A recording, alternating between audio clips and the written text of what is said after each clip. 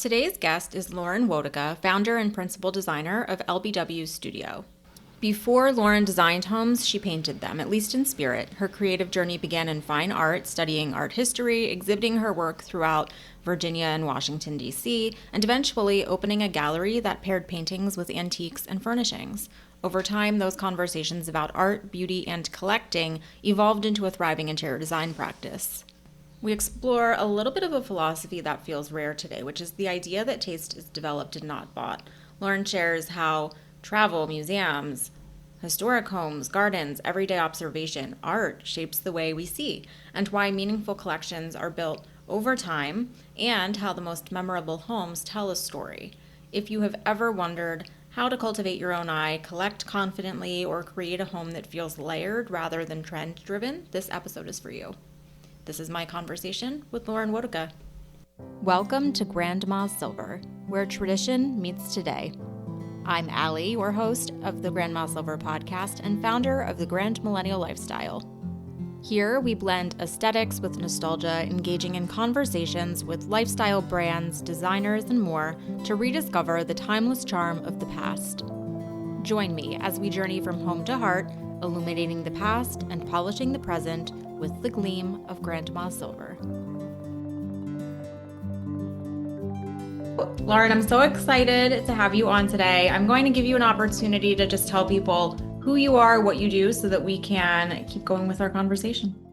Thank you, Allie, for having me today. My name is Lauren Wodicka. I'm the founder of LBW Studio, right outside the Washington, D.C. area. A full-scale residential interior design firm that has projects up and down the East Coast. We're working on a project in Ohio. We have one in California. So we work a little bit remote, but also a lot of projects local. We love creating beauty in the homes of our clients and are always testing our eye for greater beauty. Amazing. Now, we said beauty a couple of times, so I think that is a perfect way for us to talk a little bit about your background, because I would love to have this conversation. So you didn't start in interior design. I did not start in interior design, although I think in the past year, I've come to realize that I've never really changed careers. I've never really changed interests. It's just evolved. It took me a long time to be okay with that and actually be proud of it. My background, early childhood, I loved art. I knew I was a creative very early on. I also loved ballet and was training in professional ballet programs. I would travel every summer. I also was pursuing art. So at some point, I had to make the decision and I chose art. That started my career, but I didn't realize that along the way, I grew up loving homes, loving everything that had to do with collecting for your home. I was the child that was jumping rug stacks with their parents, shopping rugs. I wanted to go to antique shows. I loved to travel. And when I traveled, I would pay attention to details that were design related. I studied in Italy art, and there I was immersed on the streets. Walking to school was even like a history lesson and an experience. So I was a constant observer. I naturally fell into interiors when I opened a art gallery in Old Town Alexandria when I moved here to the DC region. I wanted it to feel more welcoming. I wanted to bring in home items. I started antiquing and going to auctions. I went to market and bought new accessories, created these little vignettes that made people feel very welcome in my shop. And it naturally evolved into design. People wanted me to create that look in their home. They welcomed me into their house, offering advice. And it just was like a slow merger into design. I've still painted all along the way. I'm still an artist. And I would say that now I use that as a strength opposed to confusing to people, like whether you're an artist or a designer. I think that I approach every design project with an artistic eye, and that there is a nice, healthy balance between the two and the skill sets that they both require to create the vision for a home or for an interior space. Rooms are now my canvas. I still want to find little windows of time to paint, but I feel like it's just blossomed into so much more. It also is creating the same emotion for people. Years ago, when I would create art, I would watch how someone would connect with a painting, and that gave me great joy in the end. I painted for myself, I created for myself, but sharing it with others and having them connect to something in particular and watching it strike a memory or something personal for them that resonated was very rewarding and fulfilling. And it's the same with interiors. I love that moment of excitement that a homeowner gets when they feel like we've nailed it or we captured them, completely and brought them joy and beauty. Maybe interior design was always the path, and it's just evolved. This may not resonate, but did you ever find that people would come in, fall in love with a piece, and then ask your help on styling it? Yes, so that's exactly what happened. I love getting to know clients, the customers that used to approach my shop. We would strike the most interesting conversations, and you're right, they would ask questions. Oftentimes, they wanted me to bring it to their house, or if they were local, I would let them try a few things. It would naturally evolve into, you're right, like, what would you pair with this? Yeah. Like, if it's an older chat, like an antique chest, maybe it requires something more contemporary to balance it out, in a home. Or I don't. It was nice that people wanted my opinion on how to place it, how to continue the room, maybe what wallpaper they should use. At some point along the way, I started having children. I couldn't take on, full-scale projects at the time, but these little windows of work time that I got, I would immerse myself in whatever I could to keep my foot in the game. I tried to be a force that really showed that I had a passion for this and I was willing to put in the time. Now we have the time, and projects have grown, and Your team has we grown. we're in a sweet spot, so it's great. Yeah. One thing that I am curious about is very at the very top of the conversation, I'm not paraphrasing quite right here, but you said something around the lines of the fact that you were involved helping with, you were in the work of the collection. So how is it from going from sourcing these things Yes. for yourself in your own gallery to Doing it using with people in them? mind. Yeah, Hmm. yeah. I think I've always been an observer, and I didn't even early on realize that that was different than some other people, or that I was doing that inherently. But, you know, I would take a trip and we'd be on a drive, and I would think we have to stop the car immediately because I have to get out and photograph this view. Currently, like, if my family loves to hike, so we just recently went on this beautiful hike. I stood there taking photographs and absorbing it all, thinking these Blue Ridge Mountains are different shades of lavender as they recess. And, there are so many different shades of green, so many different shades of nature.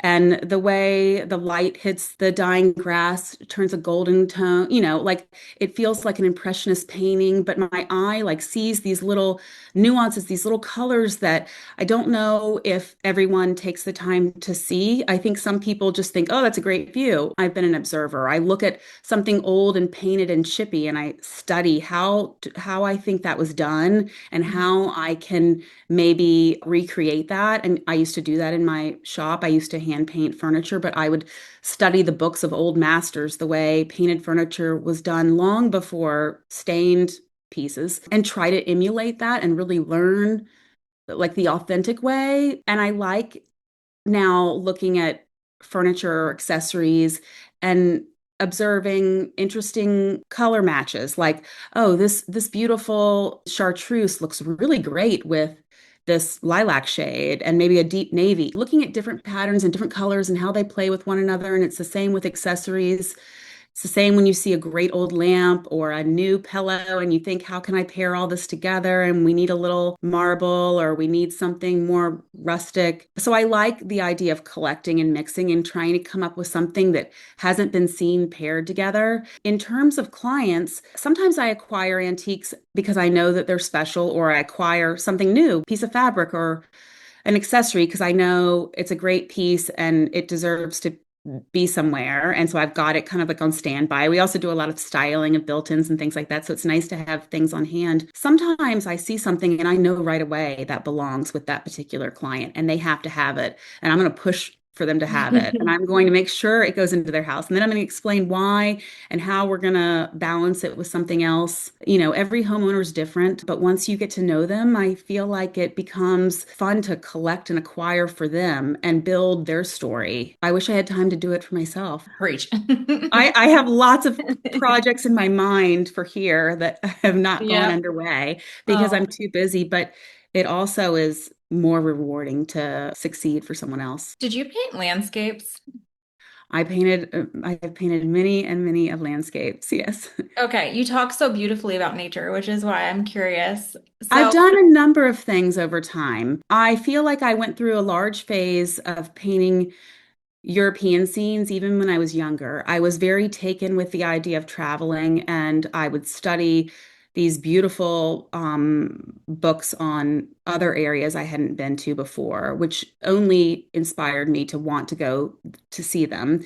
When I was younger, I had an opportunity with a school trip to go to England and France. We went to Monet's garden, and that was so impactful in my life. I still to this day think Monet is probably my favorite painter. I took photos of his water lilies, of his gardens, of his home. So I went through a huge phase of painting scenes of that early on. Then I started painting a lot of still lifes and landscapes that were more local. When I moved west, outside of DC, I started doing a lot of the terrain here, different beautiful farms and gardens. I've taken on plenty of commission work, so I don't do that anymore. Then I went through a large phase. I hit a roadblock and couldn't think of anything to paint and wanted something new. And I've always been a collector of blue and white Chinese export vases and urns and have a large collection that I've always had. You know, I noticed there was a trend. I just pulled a few pieces down to my studio and started painting them in a really like whimsical, beautiful, impressionistic way, and it took off. And so then I did multiple series of that, and that was right before COVID. I kind of hit the ground running with that, and which was nice because COVID, you know, we all for a couple weeks went dormant. Projects kind of were on a standstill at first.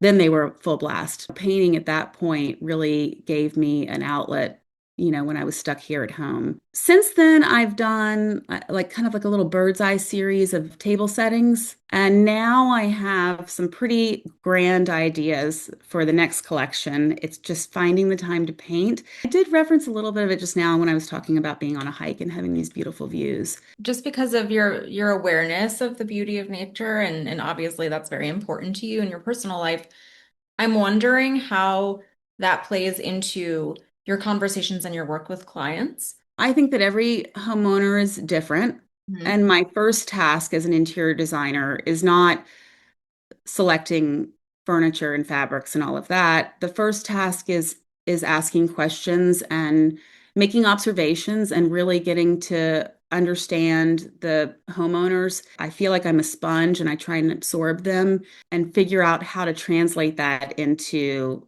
a beautiful home for them. So oftentimes it is nature. You can tell right away if someone loves to garden or they love being outdoors, they love to fish or hike or travel. Some people want big, bold color, something dramatic that excites, and other people just want to feel like it's welcoming, spaces flow throughout the house. So that's my first observation. But I do think nature, bringing nature in is great. You know, Yeah. there's so many different colors in nature. I also love outdoor living. So I love like when you can look in a room and look to the next room and then look in the sunroom, look outside to the landscape, and it all sort of blends. Sometimes I instantly have a feeling inside a home and I know exactly what I'm going to do. And then other times someone throws me a curveball. Like, for example, this one client I adore very dramatically said, I want a red coffee table. And I'm thinking, a large red coffee table? How am I going to make that work? But I sat, I stewed, I thought creatively about it. I mean, it's the best red coffee table I've ever seen in my life, you know? So sometimes clients challenge us, and I like when I'm pushed a little bit to think outside the box. Sometimes that's when magic happens. This is kind of going backwards for a second, but you're making me wonder. So, when you had your gallery and people were coming in and you were obviously the artist of it all, there is a level of trust in them asking you, what do I do with this? Like, are there things that you feel like being an artist has given you, I don't know if leg up is the right phrase to use, but do you feel like it has enabled you to be a stronger designer? 100%. That strong foundation of training and discipline, understanding color, dimension, tone, light, how something on a canvas can either cause friction or create balance, make your eye move around the canvas and have one focal point, or jump to three different things in a system of order.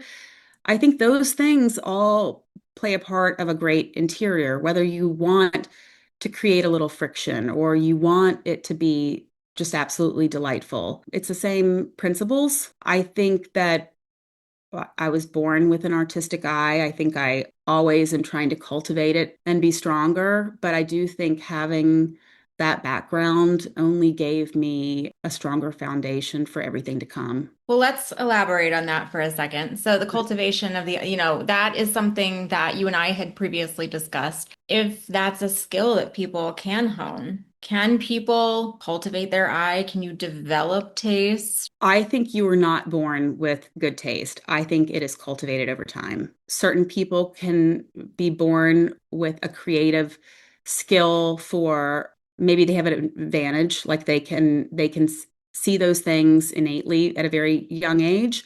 I think also some people are great writers at an early age and they just have that talent, or are great musicians or vocalists. So I think if you're a creative, maybe you have a little bit of an advantage, but I think everyone has the ability to stop, to put down their phone, take little moments all the time to make observations and pay attention to all the beauty around us. And once you start noticing little things that you didn't before, I think you build on that and it grows over time. You can go in a restaurant or a hotel or take a hike and you can sit there and observe the little details of what makes this so special, how well that molding and color was used in that restaurant, and why are you attracted to it? Like what are the details that make it so special? Make a mental note and tuck it away. And later on, all of those little things that you've been paying attention to, they do inform you moving forward. There are things all around us every day that people walk by and don't take a moment to realize why they're attracted to it or why they like it. And once you start noticing some of those details, you can't unsee them. And then you start really noticing what is better and why. Is it the craftsmanship? Is it the materiality? Is it the authenticity?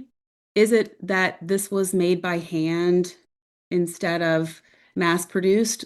Is it because it's linen opposed to polyester? When you see these details and you recognize them over time, that keeps building your taste. I am still cultivating and learning. I hope that I'm always perfecting my craft and learning, as a student of beauty, learning more and more and more, and that I'll never be settled. If you go in any thrift shop, antique shop, decorating store, you see two round mirrors, gold mirrors. One round gold mirror is an antique, hand-carved Italian giltwood beautiful mirror. The other one looks almost exactly the same, but it's made out of a composite like plastic. It could be vintage too. Maybe it's spray painted gold. Maybe it's like a inexpensive gold leaf, or it's um, covered in rub and buff. You can turn over the Italian old hand carved one and study the back. You can see that the wood is aged and dark and it's all been hand carved and it's not perfect. And then you flip over the other one and it kind of looks mass produced. It's like once you notice those, they might cost the same amount in this thrift shop, but once you see those details, you can't unsee them. And Hmm. then you don't want the mass produced ceramics. You want the one that was handmade It has a and story. and has a story. That is the difference in taste level that I think some people don't take the time to cultivate, which if you are looking to achieve that, it's easy to do. You have to get out and go explore. Part of developing your taste also is caring about what you are bringing into your home. Less is more. Understanding all of this, now I'm a little bit curious on your perspective or your approach to building a collection. I love people who collect. And but not everyone is a collector, and that's okay. I mean, I have some clients who they come right at the beginning. They say, I'm a minimalist. I don't want a lot of clutter. That's fine, but you probably still like something or have a hobby and want a little bit of a collection of something. But then I have other clients who love to collect, and it's my job to just help elevate it in the house and find ways to display it.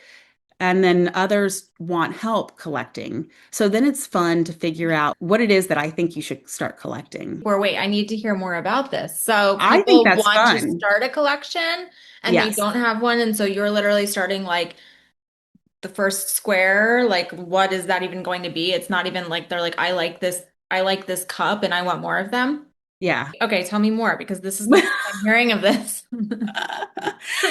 Or like, I'm like, it'd be great if you, like, when you were traveling or whatever, you just like started picking up these little things. And then you're building it into the decor. Like, is that the idea is that they Yeah, want a collection displayed. They don't yet collect anything. And so they're right. asking you, wow, I okay. mean, frequently it can be things like a particular type of old manufacturer of plates that we're going to hang on the wall, or a series of boxes. Sometimes it's barware. And I'm like, I think this person, they love to entertain. They don't have enough serving pieces. They need a butler's pantry. Let's give them these dishes, these serving pieces. Let's build on this and make it a collection for them because it makes sense. They have display area and they love to entertain. They need more of that. They didn't even realize they were missing it. Other times it might be artwork. Like I have a client who loves yellow. I found these beautiful French botanicals, and a lot of them have a little bit of yellow in them. So now we are going to cover a wall in them. It's going to be beautiful when it's done. I like trying to find things that are unique to that person that they can build on and collect. I have one homeowner who their husband hasn't been that involved. Like we've been working together for years, but we're going to do a space for him now. And he has some like hunting memorabilia and he's got some duck, old carvings and he's got a lot of barware. I don't know if you're going to like it. And I said, yeah, like let's look at it all. I mean, it's his story. So now let's figure out how to display it in a really stylish way. It's my job just to help paint the story. I love that you keep saying paint the story because Ah! that's such a beautiful artist phrase to use. I love it. Thanks. Yeah, I mean, I think collecting is fun. That's my job when I'm hired as a designer. If you don't have a professional helping you, you can spend the rest of your life collecting and acquiring things as you cultivate your taste and you start paying attention and studying. Going out and shopping and observing things and studying doesn't mean that you have to purchase and take home. It just means that you are observing and you are looking and you're a student understanding. And when you do find those things you want to bring home, that adds to your collection. And that is beautiful long term I mean, that's the way my home has been acquiring over time. Mhm. That's wonderful. But then I have homeowners who hire us. Let's create this home in a very timely manner with professionals who are acting on our best interest, who are going to design this home as if it has been collected for many, many years. And sometimes it does take a long time, but that's where our expertise, our years of collecting and working with different artisans and manufacturers and sales reps, and that all comes into play. And we've got hundreds of people working to create these custom pieces of furniture and so many different antique sources pulling the perfect find together that we're able to do it in a much more timely manner. But if not, someone can collect over time for decades. Another assumption, but lots of historic older homes. Virginia, yes. Okay. So lots of beautiful homes, neighborhoods, old estates that Mhm. are around here. We have a lot of new builds in this area too. I mean, the DC Metro Virginia, Maryland Booming. area has just like really blossomed over the past couple Yeah. decades. Some wonderful history here. So sometimes it's just about getting out and driving around and seeing what's around you. Gardens also, that we have some beautiful gardens in this area and in Virginia. Studying gardens, I know that's not for everyone. Like my husband would prefer a hike or to be out fishing in the mountains somewhere, but gardens can really inform your idea about order, how colors play with one another, Mhm. how patterns can create different emotions, like if something is very orderly or if it's wild. Are there elements of older homes that you feel like a new home, I don't want to use the word needs, but needs in order to feel a little more lived in? I am working on a project now that is like the most beautiful molding you've ever seen in your life. So it's very hard, you're right, to walk into something that's builder grade while working on something that has that much history and craftsmanship in it. Character, yeah. Character. The character is there. So with a home that is a new build, oftentimes I'm striving to create more character. Sometimes that's with molding, sometimes that's with window treatments, wall treatments, sometimes it's with landscaping also. Lighting is huge. Great lighting can really set the tone for a home. So if you're planning on staying in your home, I would say invest in lighting because it can make all the difference in the world. I do like changing little things we can change that might make a big difference in a new build. Sometimes it's hardware, making sure that the doors in the house are solid wood opposed to particle board, flooring, or like building a new mantle. Like maybe the mantle needs to be a little bit more impressive. I think that the big takeaway that I have learned in thinking about this today is that I've spent my life training my eye. And I've done that ever since I was a little girl. And I think that I will always be in pursuit of that and try and cultivate observing, like growing taste, all of that. And now I think my job is also to help guide other people and help them cultivate beauty as well. We talk a lot about legacy. And so one thing that I'm curious about is if there is a particular feeling or something that you hope lingers with people when they enter or leave, whichever one, a home that you've designed. I want them to feel like the house has their arms wide open to receive them and that they are delighted by the house and welcomed, and that they feel like it is perfectly representative of the people who dwell in it. And I think the phrase that is like a great takeaway for me that has been my mantra or my life's work that I will keep pursuing is the art of seeing Mm. and the pursuit of beauty. Anyone can take that message and thinking, I want to do that too.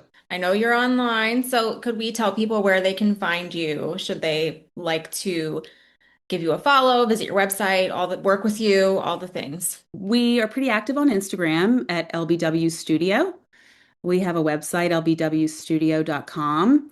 We're on Pinterest, same handle. My email, Lauren at lbwstudio.com. It'll all be linked in the show notes of the episode so that people can easily find it. Lauren, I just thank you so much for taking the time to be here today. This was such a fun conversation. I'm so glad we had the opportunity to connect, and I can't wait to see what's next.